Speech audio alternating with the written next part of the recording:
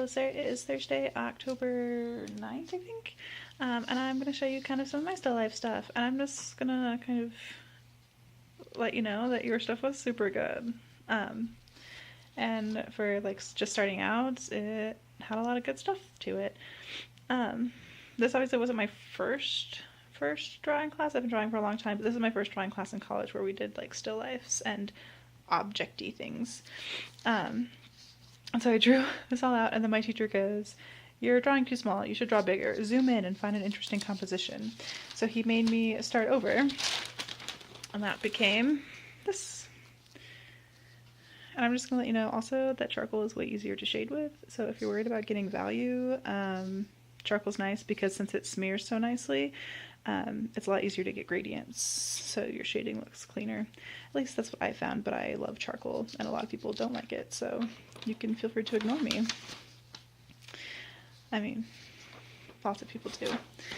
So then each week my teacher would set up a still life, and in this one we talked about value, and he was like, draw attention to something, so I made the cup really dark versus like it being kind of light, and it really makes you look at the cup.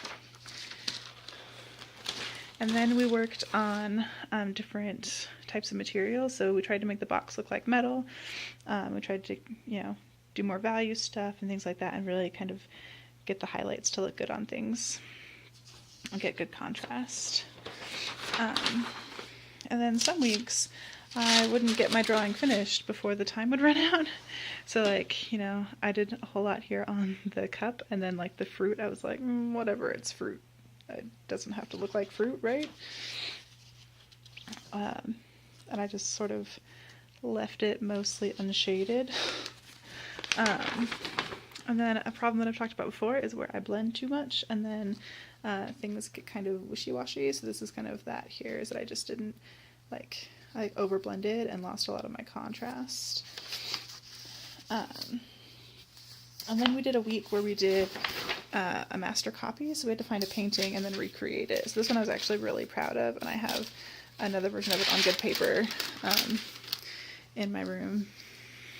It's weird to this one changes from portrait to portrait from landscape.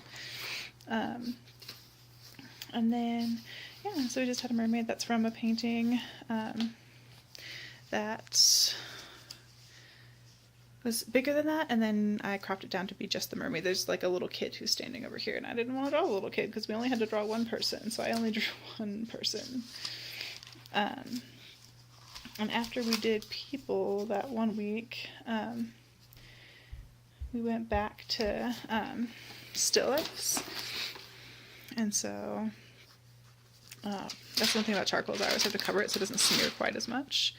And then once again, I didn't shade my grapes because I didn't want to, because I kind of hate grapes, actually. I hate sort of drawing fruit. And that was the last of it, because then we went to gestures and into people. But yeah, I hope you like working with charcoal. I really like it a lot because it blends so much better. You'll have to let me know how that goes, and keep being authentically awesome.